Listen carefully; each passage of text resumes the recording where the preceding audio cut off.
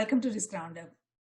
Since geometries and their reciprocal mathematical ratios are evident in the human ecosystem, in the human body, and all life forms, they are now beginning to be used to understand the natural and human-made universe. For instance, while geometry is used for sketching to calculating distances and the concepts are used for creating animations, video games, music, architecture, art, weather patterns, and more, we are beginning to realize that there is more to geometry than just measuring and mapping.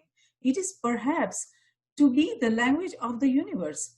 As a result, geometry and geometric algebra are becoming the subject of intense interest and evaluation. The emerging advances in our understanding of geometry and its integration with the language of primes is being conceived as the language of the universe that will likely help us to create a new theory of everything. Since we sit at the dawn of a new era, on the brink of an epic shift toward a universal geometric language, a geometric musical language that will put us on a path to many possible futures, the choices we make now, what we bring to the natural and human-made world at this moment, will become the creative force that materializes our new collective security for humanity. To discuss the universal geometric language further, I'm delighted to welcome Dr. Anirban Bandyopadhyay to this roundup. Dr. Bandyopadhyay is the author of the best-selling book, Nanobrain. He is currently a senior scientist at the Advanced Key Technologies Division in the National Institute for Material Science in Ibaraki, Japan. Welcome, Dr. Bandyopadhyay. We are honored to have you on this roundup. Thank you very much. Thank you. Wonderful, wonderful. So from human tribal languages to machine languages and machine learning languages, as we begin to explore a universal language that is understood by both man and machines, there is a need to look beyond our current information concepts. Is there a way to create a universal language that can be understood by everyone, both man and machines, all living beings? Yeah. I think that it is essential that we look into the geometric shapes, because geometric shapes are finite. In the universe, you will find so many different kind of structures, so many different kind of materials, but only 22 to 23 different symmetries are there, or ordering of atoms. And that actually eventually builds infinite or astronomical number of objects that we see all around the universe. Similarly, finite number of primes can generate astronomically large number of integers. You can multiply them and create many, many integers. So you can take 7 or 8 primes and you can build nearly 86% of all possible integers of the universe.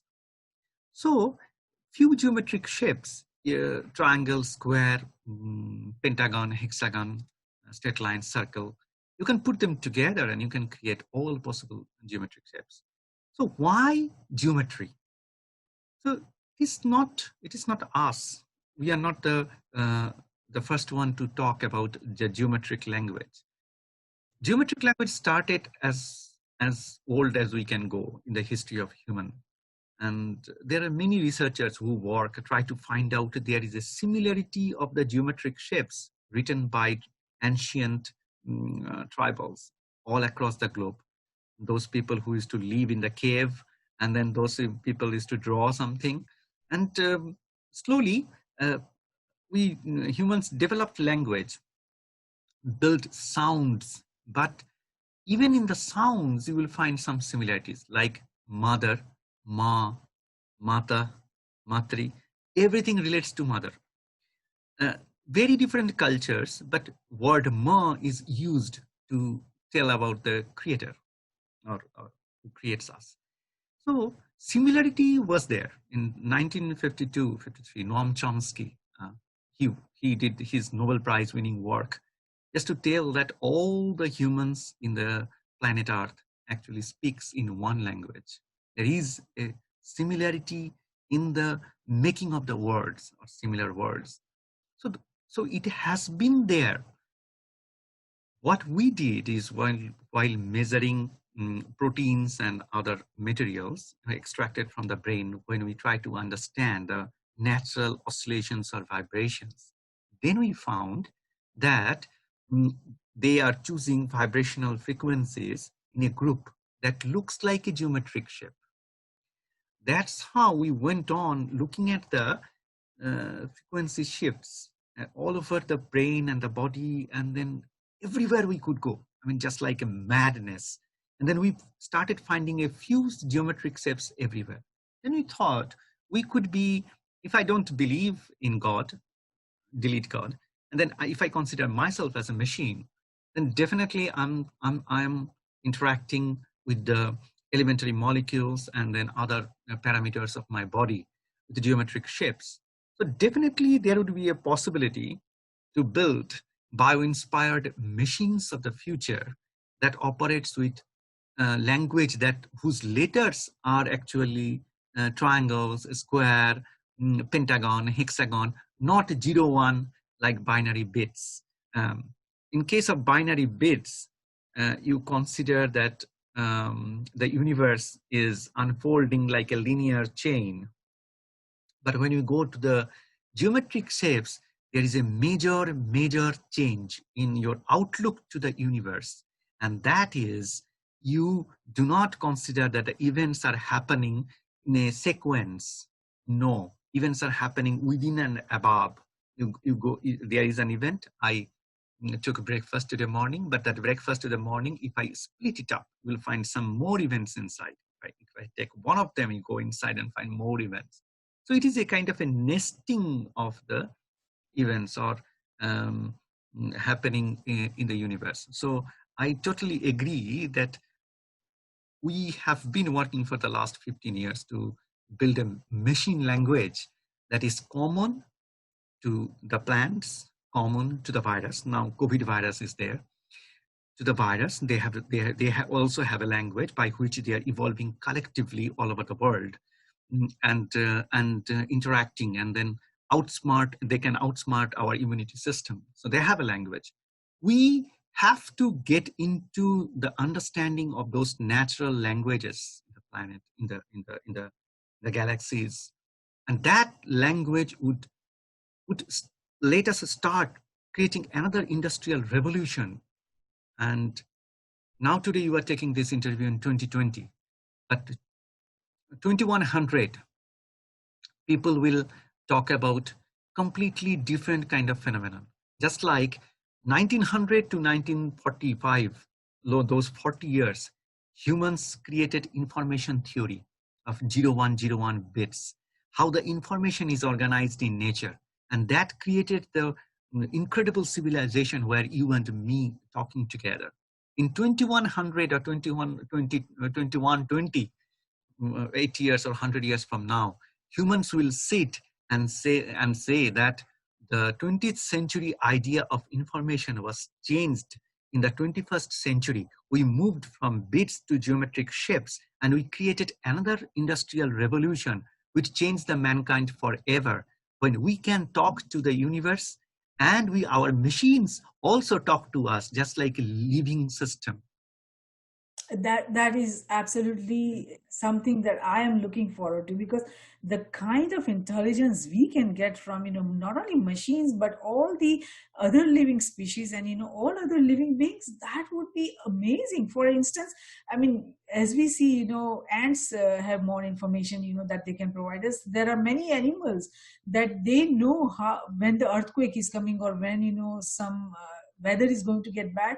All that intelligence we can get if we develop a language that we can connect to. So you gave an amazing background about your journey. So the language of primes from your book I was reading is that it's conceived as a language of the universe. Now, how do you see the integration of geometry and primes help to create a new theory of everything? How does your universal geometric language differ from the existing world? You gave a brief idea about that, how we created machines with 0101, and how that information theory, but the information theory of what we created for these computers, machines, and the information theory that is embedded in us ourselves as humans, each of that is very, very different. So how do you see us moving forward, to try to integrate and, come up with a way, like you just said, that we can, talk to machines. Machines can understand us,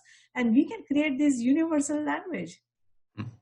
One of the one of the greatest threat to humanity currently is AI. And why AI is a threat? Why is a sensible threat? Because AI is built with human instructions.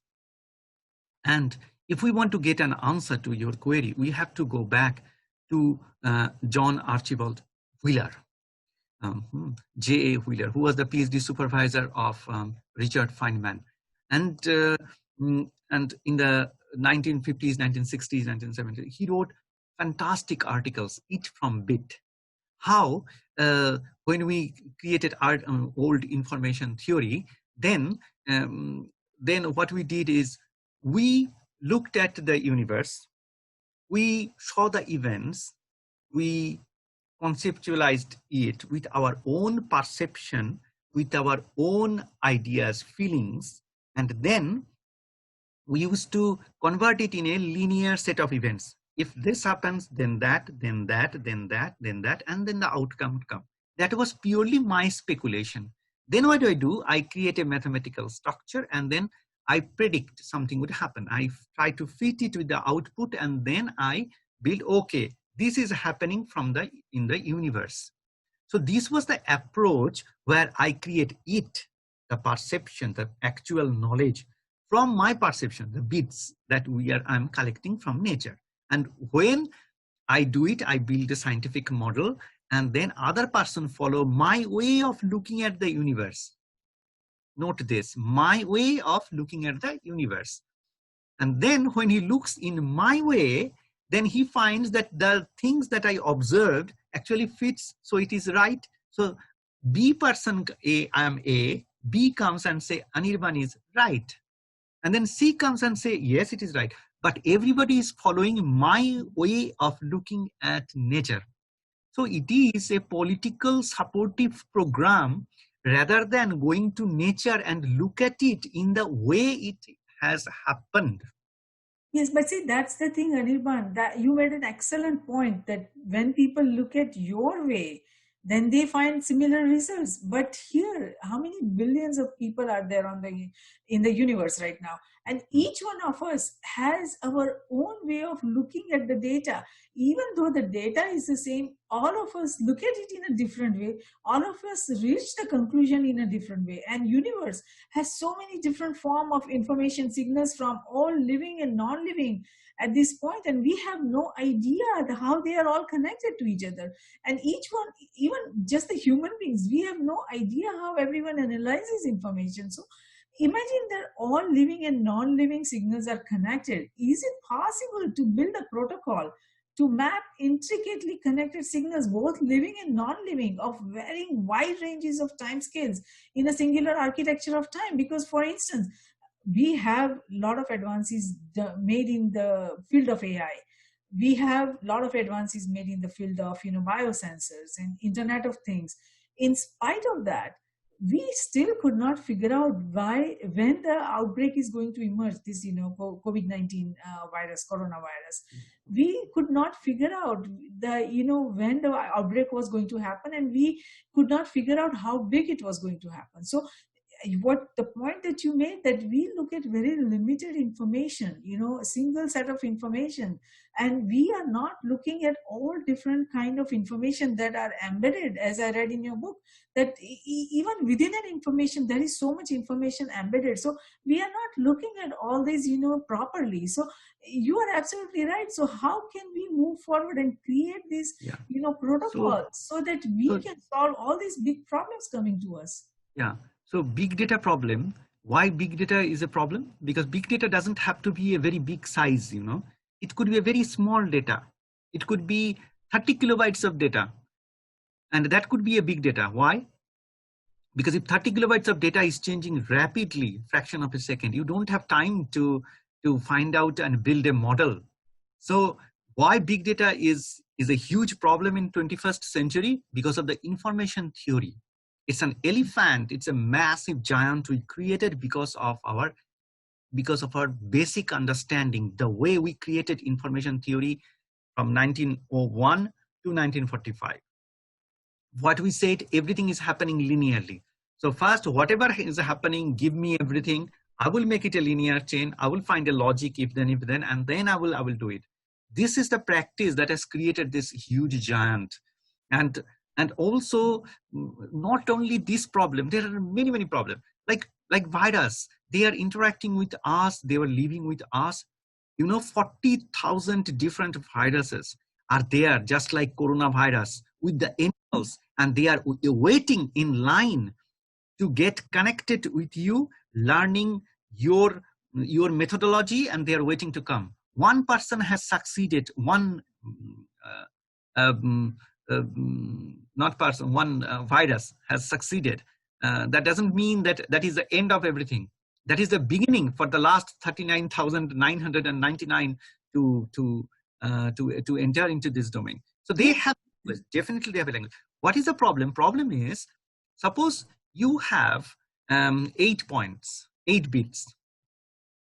Now 8 bits, if you arrange it in a cube, if I arrange it in a cube, I can give you 8 bits or 8 balls. You can arrange infinite possible way, but you cannot reach to the cube. So we need to understand that how nature writes it. If nature writes in a nested geometric shapes, it doesn't matter how you start a linear chain. You can go 8 to the power 8 to the power 8 different ways if there is a 8 points. And if 3 choices are given, and that is astronomical. Astronomically large, you can never reach to the truth. This is the problem. So we need to start with elementary geometric shapes, say 10 or 15 geometric shapes, as I proposed in the book, Nanobrain. That 10 or 15 geometric shapes you take, and then assemble them and try to find it in a big data. And what are the corner points? How should we look at it? I should look at it as which data are not only the most exciting points. So that is also another attitude problem in the 20th century. What we used to do, we used to look at the data only that is very violent, significant. And there was also a concept in science, pump and probe. If I want to probe this pencil, I will hit it hard, and then how it reacts, accordingly, I would make a model of what is the nature of it. We never tried that its natural expressions, like writing on a piece of paper is the natural expression of this pencil. And we never try to understand in terms of that. So pump probe is a standard technique, and then observation by our own pre-question was one thing. Look at only the bright side of it. Look at the bright side of it. No, we suggest that look at the bright side of it and look at the dark side of it. Extreme dark, where you think there is nothing, where is the confusion. So it is important that we look at the very dark points, which is not moving and very exciting in a big data, and then connect them to create the geometric shapes and try to see if that is a icosahedron or dodecahedron or geometric shapes, and that is changing. So try to find out. So what happens in a huge data, you do not look at everything. You look at a very small part of it. Then you go to those points, more dynamic point, and go inside and try to find there is some more geometric shapes. So when you look at the geometric shapes and you go there, geometry has one particular thing. That is, you cannot combine all geometric shapes in the way you want, because there is a space constraint. So you cannot do that. Okay. Another important thing is periodicity. We didn't look at it in a very serious manner in the last century. For example, we often say, in our society, that events happen in a circular manner. Events come back, because everything comes back. There is a fundamental property that everything returns. We say it in our proverbs. Every single race in the world, entire humanity, wherever you go, which country you go, you will find this proverb. But it doesn't exist in science. But when we measure the proteins and then put microtubules and the neurons, its frequency band, when we looked into it, we found that particular periodicities like 1, 2, 3, 4, 1, only then I can get a square. So whenever I'm saying geometric shape, a clock is included. So I am looking at a periodic change. I'm looking at a periodic change in a big data or whatever it is. So number one, geometric shape. Number two, clock. But when these two happens together, then what happens that they change their sides. A cube changes its sides. Their ratios are there. When we look at those ratios, they are certain numbers. And we found the prime numbers, dominating prime numbers there. So we are not the first group to look into the primes and trying to find primes in the vibrational space. In DNA, in RNA, there are plenty of research papers, research articles are there. What we have done is, instead of looking at the shape, how a person looks like, we try to see how a person speaks, how a person expresses, how a person dances. So what happens is, instead of looking at the static symmetry, we look at the vibration in the frequencies and we find symmetry there. It is like, this is Anirban, the physical structure. But if we take all the possible vibrations of Anirban, then another Anirban will be created, which has no relation to me. It will look very different, but it will tell you all the possible dynamics of the system. So this is how from materials to vibration to geometric shape to clock architecture to primes. So when we go to primes, then we can do simple mathematics and try to find how many different ways all these geometric shapes could be assembled together.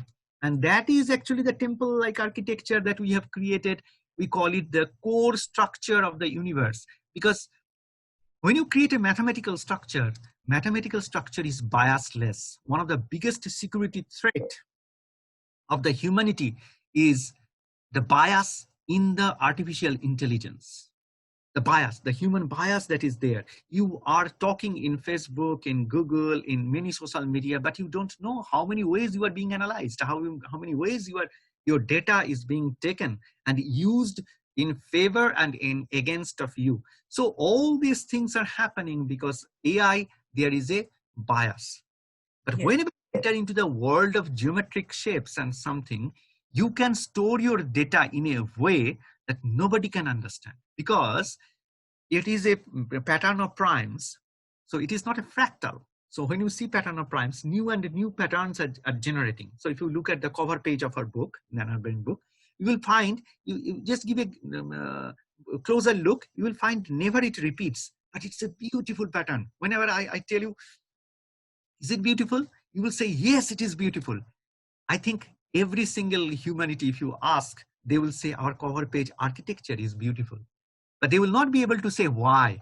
It is because it contains all possible symmetries in the universe. So you can't think beyond. Yes, no, that is absolutely amazing. And I think we can make machines. We can make machines now with those symmetries and geometries. They are some machines are processing. So machine will be able to understand you. Not only that, I think science is premature until science tells us what a dog is, why dog is barking and what it is telling, cat, bird. What kind of science have we created, and we boast ourselves as a great humanity of scientific endeavors if we cannot understand the language of animals around us? Yes, not only the language of the animals, but the language of the environment. I think that is also something that we need to integrate, because any change in the environment brings a lot of changes in how we feel, how the animals feel, and what events are going to happen in the world.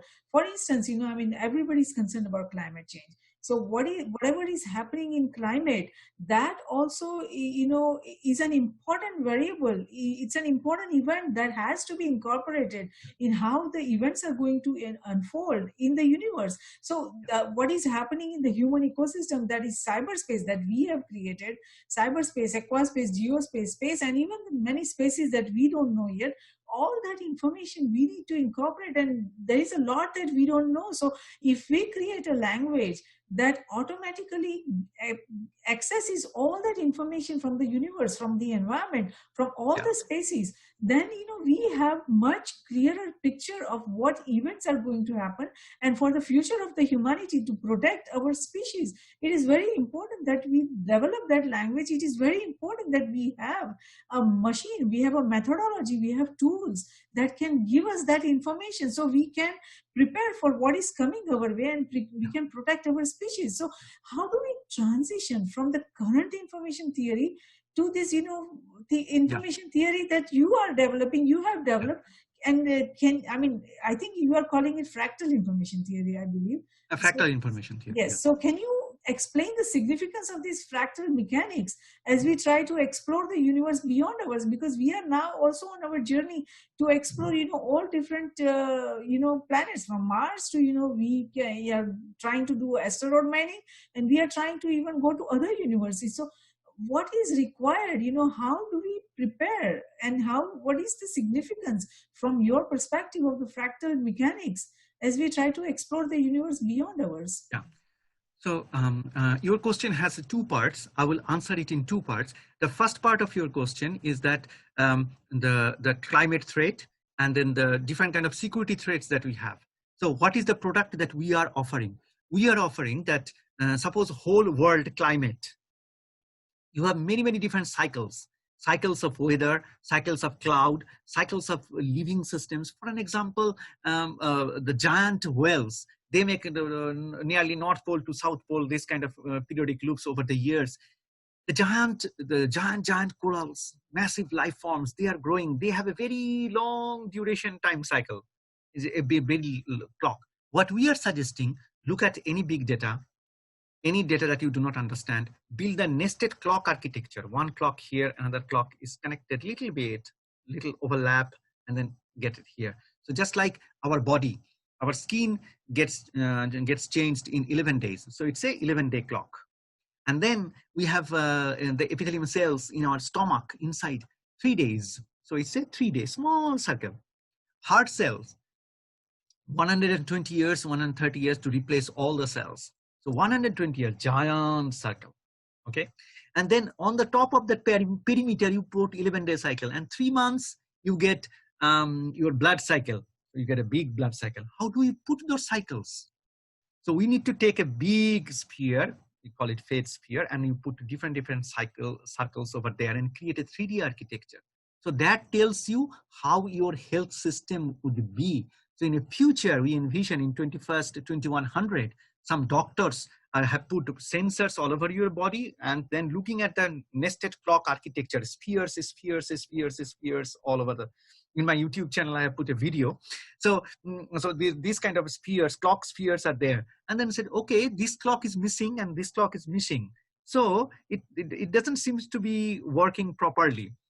So they can go to then the temple-like architecture of primes, where all options are there. And ideally, how it look like, how should it look like?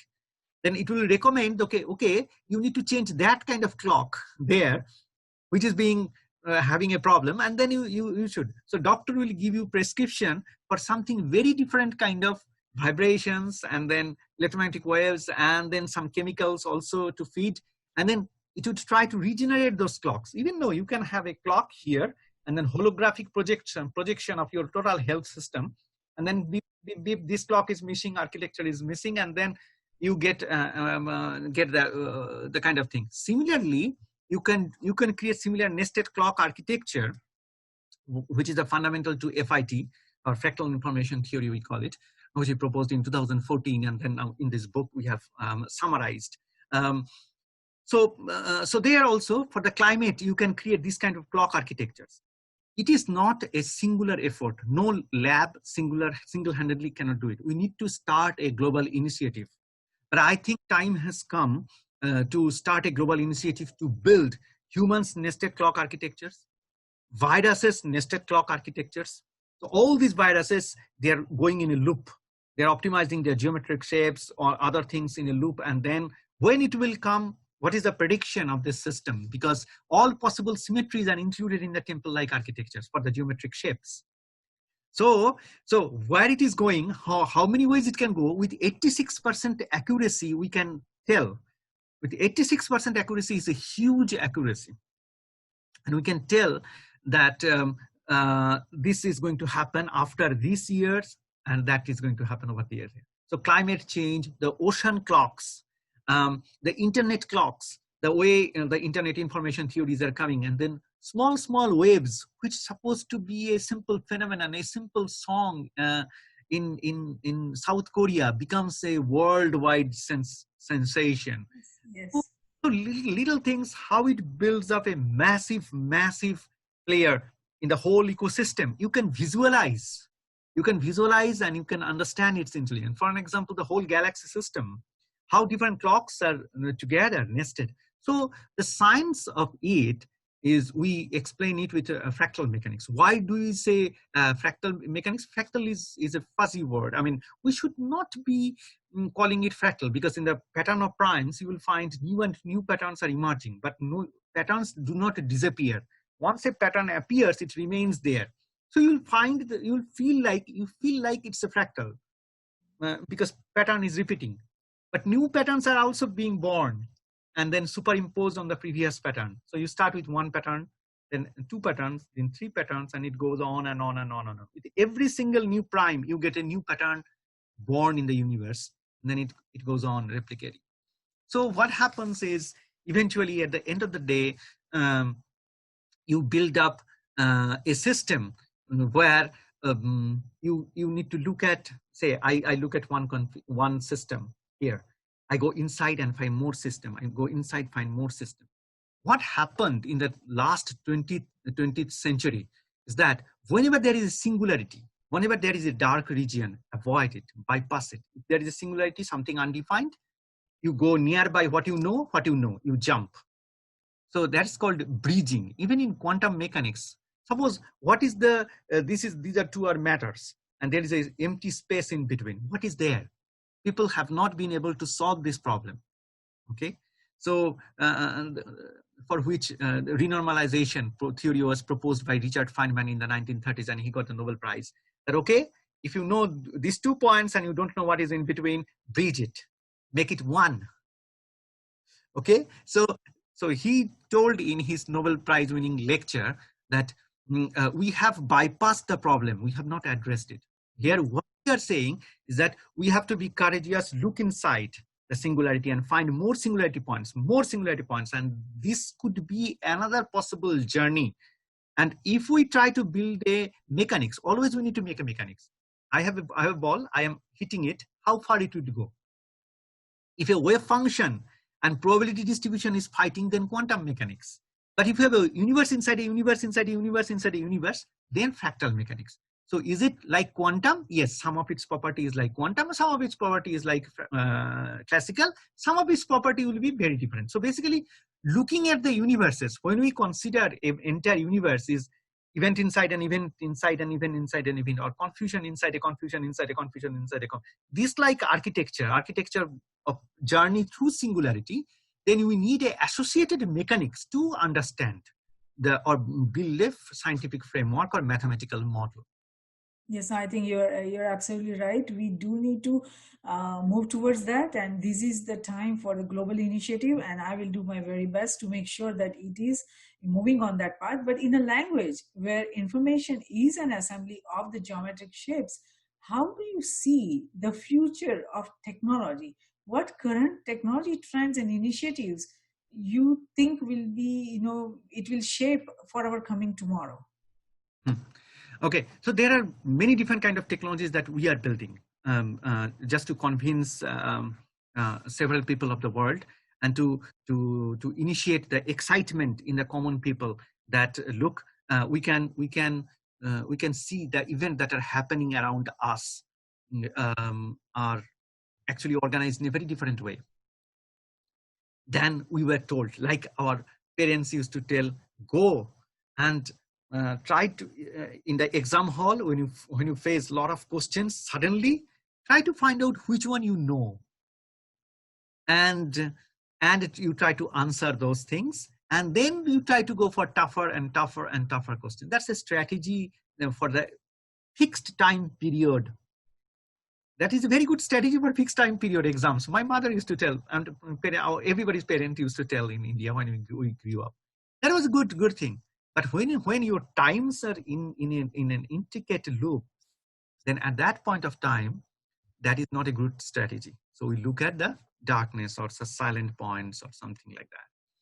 Now, what are the technologies we can build? So in our laboratory here, we are building several different technologies. I mean, series of technologies. For an example, we look at neuron. Okay, suppose you are talking to me. Your conscious experiences in 200 milliseconds. But for that to happen, neuron is firing in 1 millisecond, tick, tick, tick, tick, tick. But for that to happen, inside that, there are strings, microtubules, they are firing 1 microsecond. But for that to happen, if you go inside, there is a protein, and protein is vibrating nanoseconds. And if that to happen, if you go there, there are secondary structures of protein, and then they are actually vibrating tick, tick, tick, tick in picoseconds. If you go even further, and you go to the alpha helices, the very molecular chains that are causing the vibration, you go to femtoseconds. So 10 to the power minus 16 seconds to 200 milliseconds, everything is happening instantly. And at this moment, you are sitting with a massive, that kind of technology. Why can't we make a machine like that? And how it will change our world? For an example, cybersecurity. Cybersecurity is a massive threat. You know that China has created a massive army and attacking United States. And then many countries, they are attacking directly, openly. And a war has been already on humanity. I don't know what United Nations is doing, but the war has already started. I mean, you don't have to kill a human. Information warfare is there already. There is World War III. The only thing is that you can't see it. That doesn't mean that it doesn't exist. Exactly. This is asymmetric warfare, right? Yeah. So in many different forms. Yes. Yeah. So how could you safeguard yourself? I mean, you have to have a technology where you can really predict or see the systems. So if you can, and you have to secure your data. So what you can do, the technology that we are providing here for cryptography and just like quantum cryptography, we have fractal mechanics of fractal cryptography.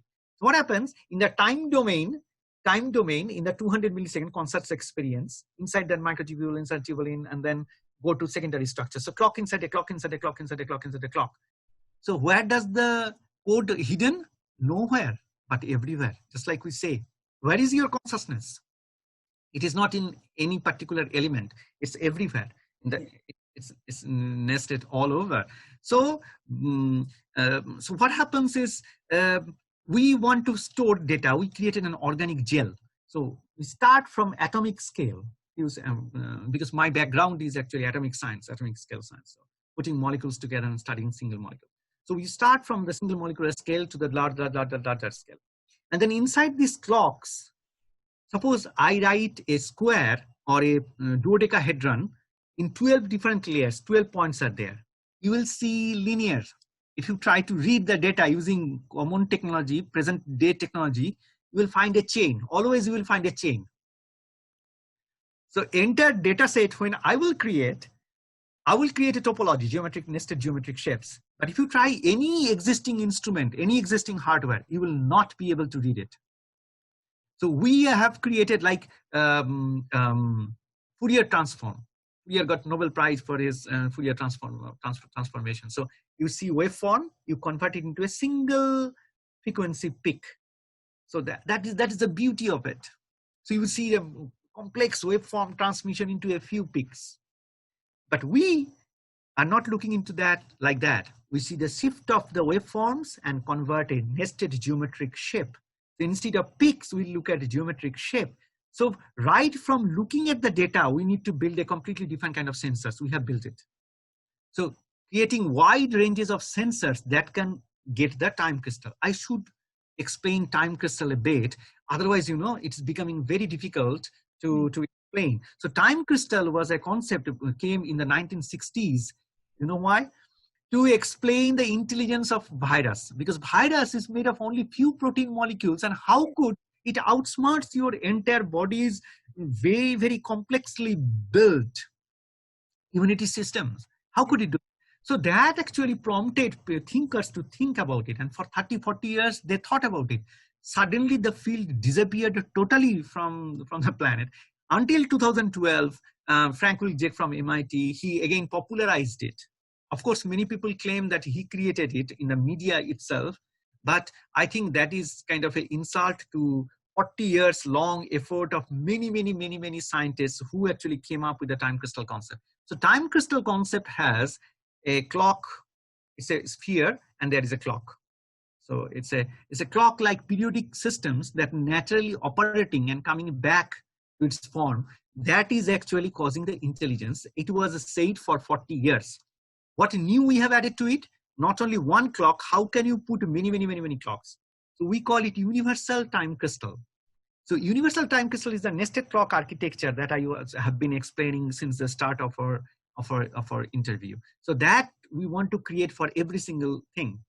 What we would suggest is new kind of sensors, new kind of material science where you have material inside a material, inside a material, inside a material. So chemists have been building this kind of material for a long period of time, but we can use it industrially to build computer, decision-making system, processors, hardwares, and the cybersecurity system, chatbot. You want to talk, you want to have a jelly as your companion. You can keep it with you. When you are sleeping, it is searching the internet and it knows your emotions and all the states, because emotion, perception, all these things were not there in the field of science. It was outside because every person would have different. But when you map it with geometry, then you can converge it and you can find it. So basically you have a perception, and your perception could have a pure sound that generates that perception, pure geometric shape that generates that perception, pure smell that generates that perception, pure visual object, or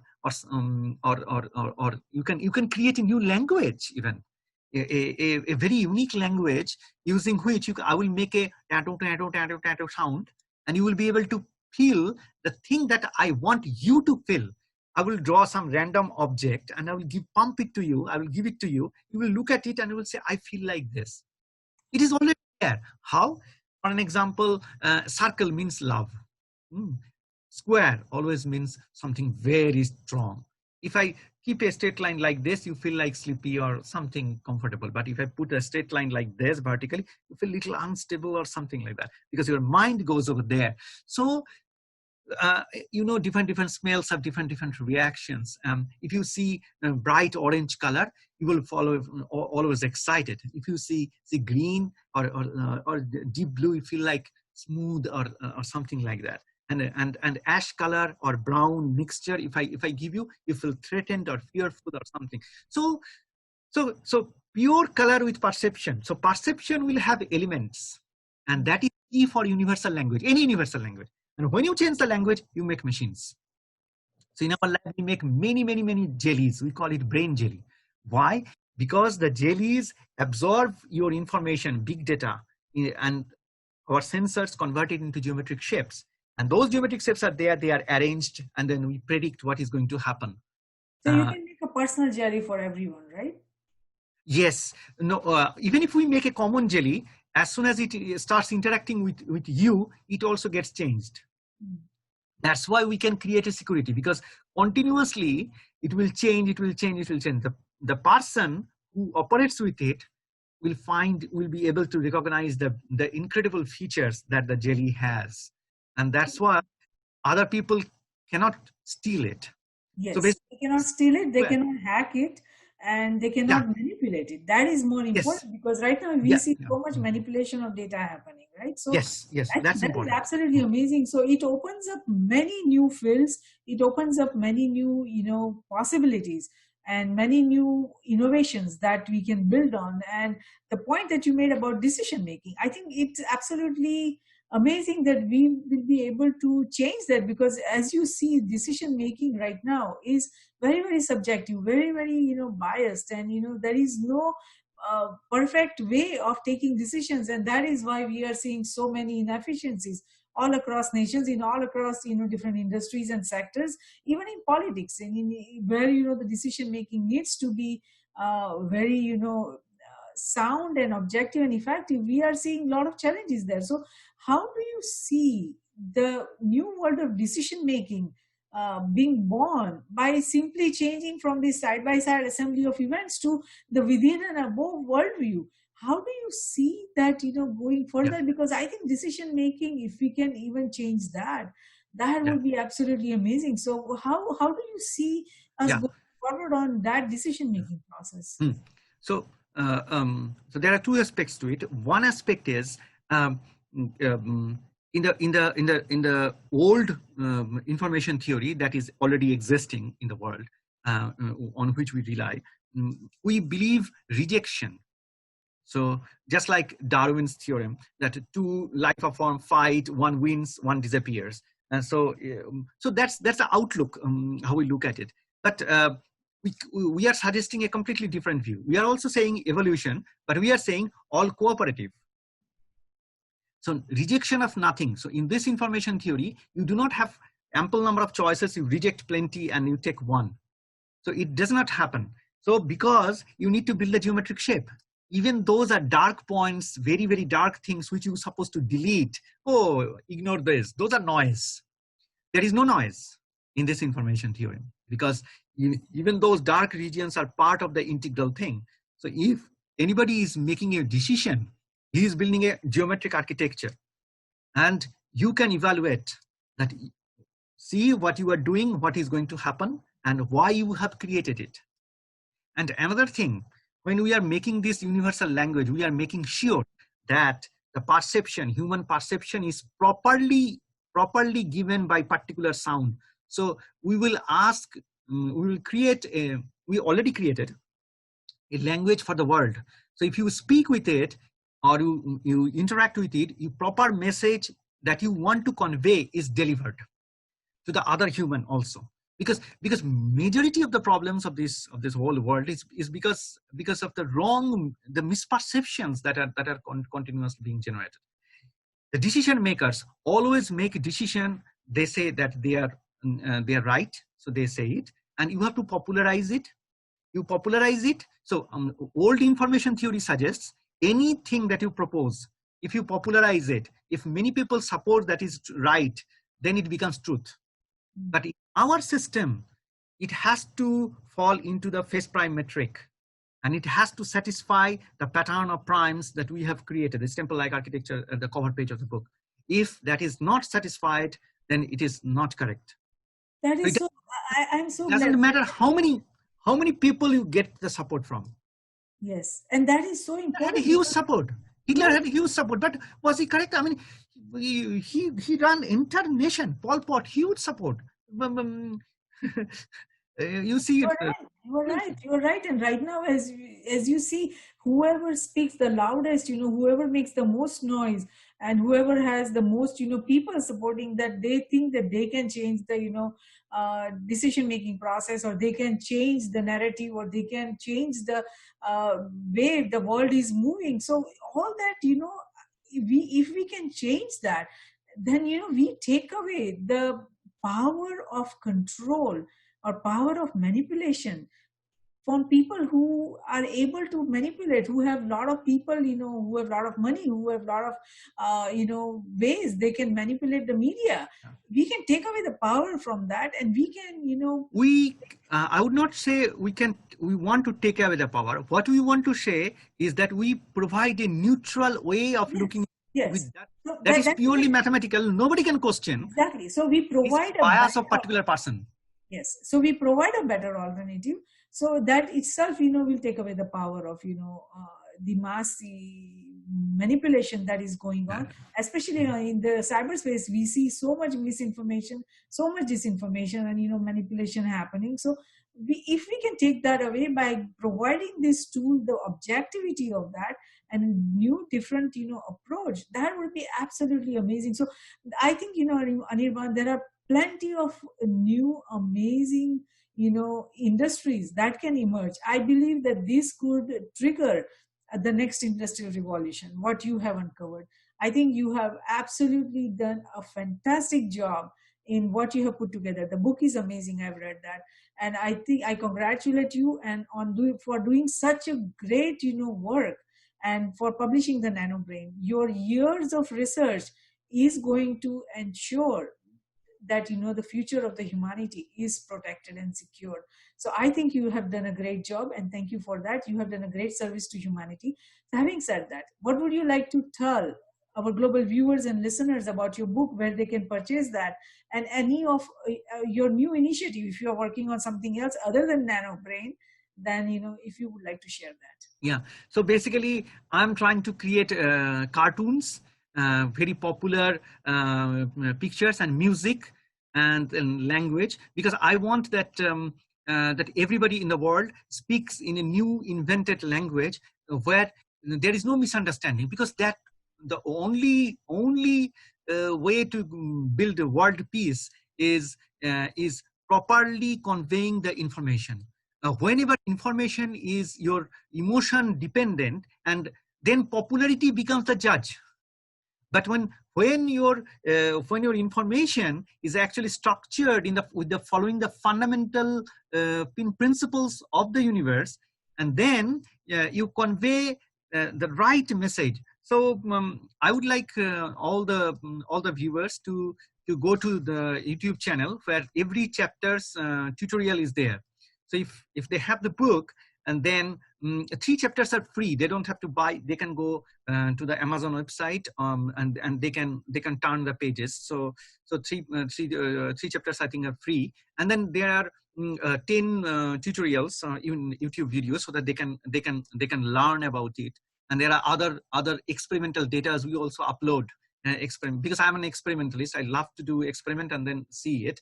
So I would like everybody to join and build simple products together for the kids of the new generation. Our lifetime is over, and then, because I'm already 44, so so what we can do, we can create a better world for the new generation of the kids, who can convey their message correctly, rightly, with each other.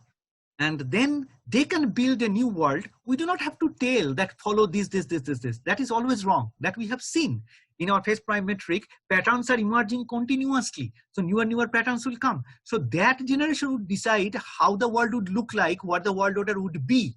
But what we can tell is there should be a continuous effort to deliver your message correctly, understanding the language more accurately of the universe. So it should be so our geometric language, musical language, is the beginning of creating a language of the universe. Yes. It's the starting point, but it is not the end point. We have to perfect it continuously. The geometric shape should get more and more perfected with more and more trial. Alone I cannot do it. It's impossible. Yes. And the world also cannot do it together. It will take long time, slowly to perfect it. But that should be a fundamental part of life form of every single human beings in the whole world. Yes, absolutely. No, you have done fantastic job. You have created the foundation on which the world can build. And you are right that you cannot single-handedly do this. So we have to make sure that we develop a community, a coalition of like-minded scientists, researchers, and innovators, so that we can collectively come up with whatever is essential, and we can build on this foundation that you have created. So thank you so much, Anirban, for participating in this roundup today. We appreciate your thoughtful insight on universal geometric language, and our global viewers and listeners would benefit tremendously from the information you provided today. And as a result, this risk roundup dialogue has been of service. We thank you for that. So Risk Group is a strategic security risk research platform and community. Through the Risk Roundup initiative, Risk Group and I are on the mission to talk with 1 billion people, innovators, scientists, entrepreneurs, futurists, technologists, policymakers to decision makers. And the reason behind this effort through the Risk Roundup initiative is to research, review, rate, and report strategic security risks facing humanity. This collective intelligence effort is essential to understand where we need to focus for our collective security and what destructive forces we need to be mindful about. So thank you so much for being part of the conversation. Until next time, I'm Jayshree, host of Risk Roundup, signing off. See you next time. Thank you.